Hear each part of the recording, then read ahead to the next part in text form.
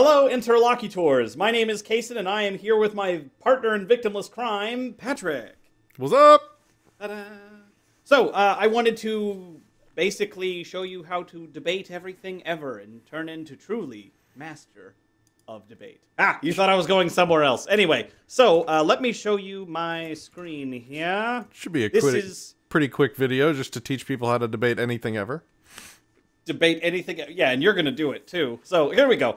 This is Kialo.com or Kialo.com. Who knows how to say it? I don't. So, in it, they basically have all these little discussions or debates or screeching matches, depending on which one you click on. So, I'm just going to show you, for example, should governments ever limit free speech? Currently, the trending/featured topic of the day. I will open that bad boy up, and we'll have a look. Government should never set policies that limits free speech. And then they have pros and cons, which is an interesting way of framing a debate about ethics. So, like, limiting speech on topics deemed to be offensive or controversial can limit social progress. That's the best argument. That's the number one. Well, So I think you just blew past a really important point. The pros and cons sort of biases the conversation towards a gradient, an analog sort of spectrum between, one side and the other, as opposed to like a right answer, a singular correct answer. As compared to Quora, which does have a best answer field. So anyway, on Kiara, so I think you make a good point as far as they're making this into a spectrum, a pragmatic view of these are all the pros and these are all the cons. But they have other topics like, should the UK remain a member of the European Union, or all kinds of other things. All that to say, Patrick, if you were faced with a question such as, should the government ever regulate your speech, what would you say to that and why? Well, I'd first start by saying that the cons of such a thing is that it would limit the Overton window of allowed topics, but the pros are that the quote-unquote extremes on either end would, stay out of the public opinion. I'm totally kidding. All right, Travis Hallman. That was to illustrate the problem with that debate site that you just brought up. It was to illustrate the fact that there is a singular correct answer to this that I think that we can find with a little bit of brain power applied. I think no human has the right to control what another human says unless that speech is sort of directly linked in a way to causing damage to property. And if no one person has that right, then no government or group of people can have that right. So it's not even a question of to what degree should a government do that thing. It's that it just doesn't have the ethical right to. Well, I think it was interesting because the principle of your, or the strategy of what you just did was to take the word government and to break it down into what it is, which is a group of individual people who call themselves a government. And you did that almost automatically because it's like you've talked about this stuff before. So I think principle number one for anybody going out there into debate is to call things by their proper name. Some old guy said that, and I don't remember who, but that's an important thing to do, right? So I'll just pull up another one. No, I think that's a good point. Like I need to do better when making this content at breaking down my own thought process because I do shortcut a lot, and when I shortcut this stuff, not everybody understands that when I break these labels down. Yes, I appreciate you pointing that out. Well, yeah. So, I mean, I've just noticed that it to be a very effective strategy to getting to the meat of the issue, the crux of the issue, rather than debating the conclusions. You start with the premise. And if you can get everybody to agree on the premise, the conclusions become rather apparent. So, like, I'll throw another one out there. Should the U.S. government guarantee every citizen a job? So I'm going to take a stab at this. Should the U.S. government is a group of people a group of individuals like you or me that come together and they say we work for an entity that we call the U.S. government. Should they guarantee, so we got to figure out what the guarantee means, every citizen, we'd have to define citizen, and then a job. I think we all get job as labor for value. So should a group of individuals guarantee, and a guarantee from a government is usually in the form of a law, and a law is something that whenever you don't do what it says or you do something that it says not to do, then men with guns will take you to a cage whenever you boil it all down. So should the U.S. government, should a group of individuals use guns to put people in cages if somebody does not give you a job?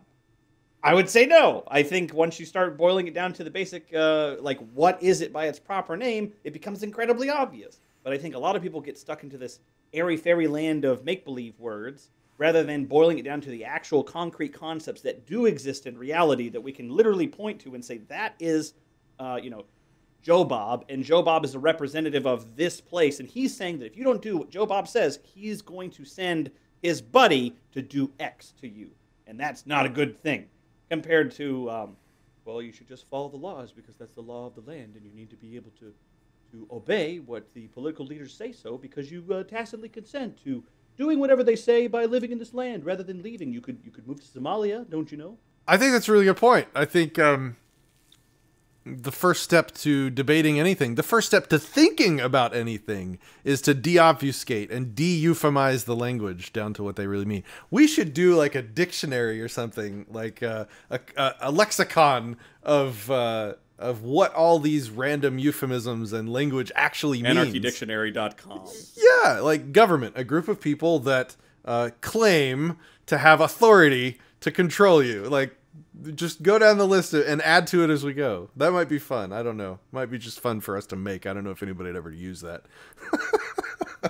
What was interesting is I got a message from somebody the other day. I'm pulling it up on my Facebook.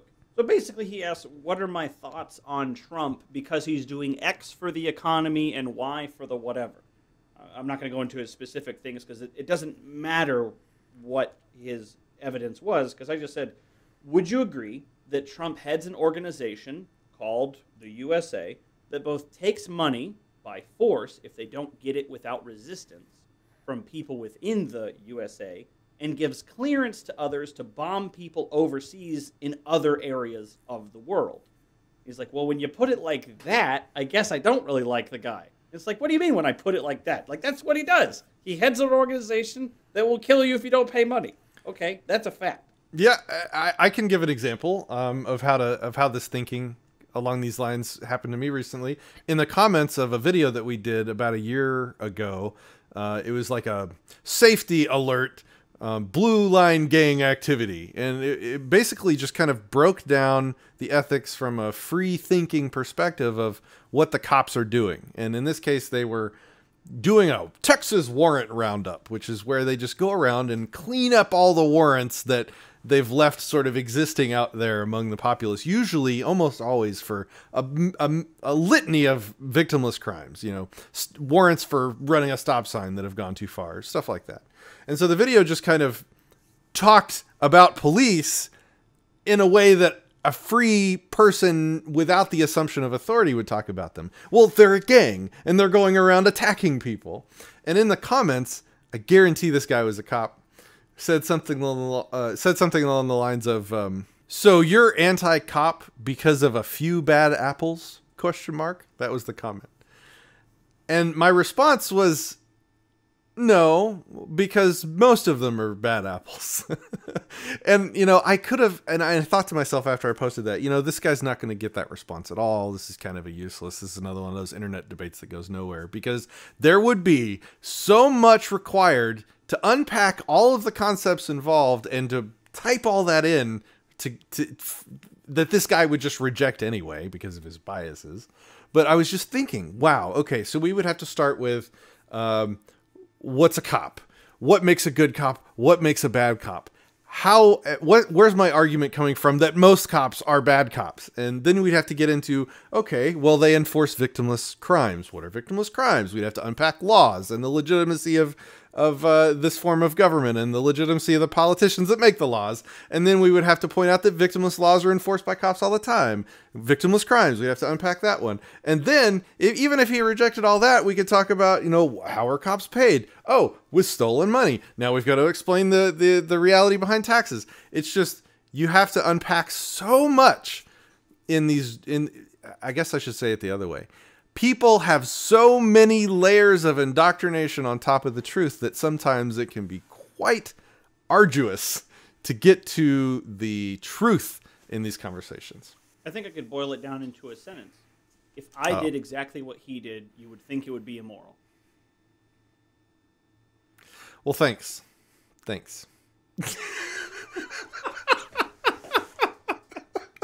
Yeah. Okay, fine. I'm going to go back and type that. Well, just as an example, you know, like to fight the debate, you know, like take people out of. So the strategies I wanted to get across was to, one, you de-obfuscate, as you put it, or to call things by their proper name. Step one, and step two, make it personal. If I did what this person is doing, would it be moral? If they did what I'm doing, would it be moral? Like, take it out of this ethereal plane of ideals or whatever and bring it to concrete reality. Like, oh, you advocate for X law. Would you advocate, you going door to door and like banging on the door and saying, give me your money to pay for X product that we are demanding the government to pay for? Would you personally go and do that? Like, there are some things that I would actually like personally go and do. Like if somebody was trying to murder me, I would murder them back. So I'm happy to like be like, hey, will you murder this guy for me? Because he's trying to murder me. Like, I'm cool with that. What I'm not cool with is like, hey, we want to build a library. We need $1 bajillion. Give us $1 bajillion or else we're going to throw you in a cage. I will not personally go, hello, hi, my name is Kason. I would like you to hop into my cage or give me a bunch of money so I can buy some books and loan them out to people. Like, that's evil, right? If I did it, but if the government does it, all of a sudden morality flips around. I think not, people. That's not okay. That's not how morality works. Go ahead. No, I mean, I think that is a decent shortcut, but I think this guy would have just responded with, but they have the authority to. And so then that conversation would have then gone back to the unpacking of all of these things again. Like, because that statement, you know, if I can't do the same things they can, then there's something amiss here ethically. They're going to say that's false because they have the just authority to do this stuff. And then you have to go right back into unpacking all the concepts. I just treat it like triage, where if I'm going to talk to somebody who can talk and can think, then great. We'll talk about all of the details. Like this guy that I'm talking to right now, I'm happy to answer his questions because he's curious and like he puts forth like decent arguments that, you know, had taken him some time to come up with. It wasn't just like a knee-jerk reaction that was programmed in in grade school. You drive on the roads, so you consent to taxes.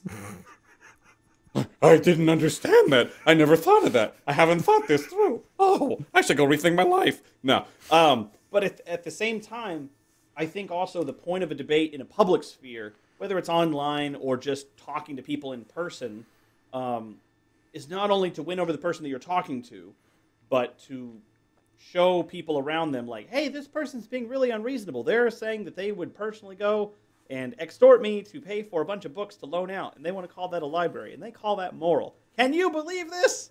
Can you believe this guy? This is crazy.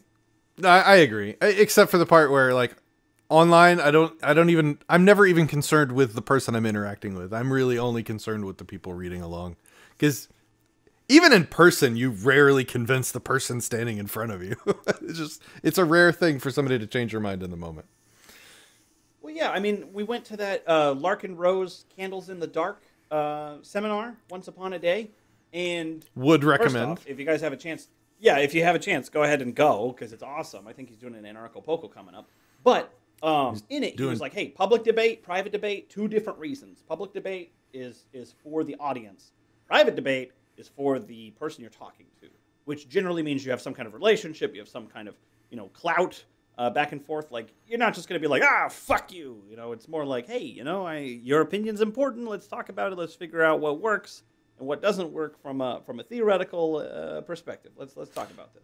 And we should do a video on that soon. Just like some quick tips for actually how to convince people of things. And I don't want to start in on it now, but that would be helpful for people, I think. And the step one is get them alone, get them out from other people watching them, so that they're no longer isolate your target. Yeah, so that they're no longer just so that they're no longer like self-conscious, and they don't want to be seen by whoever's watching as having lost a debate. If it's just a one-on-one conversation, it feels different. But yeah, I think good conversation. GG bros, till next time. Peace, love, and anarchy.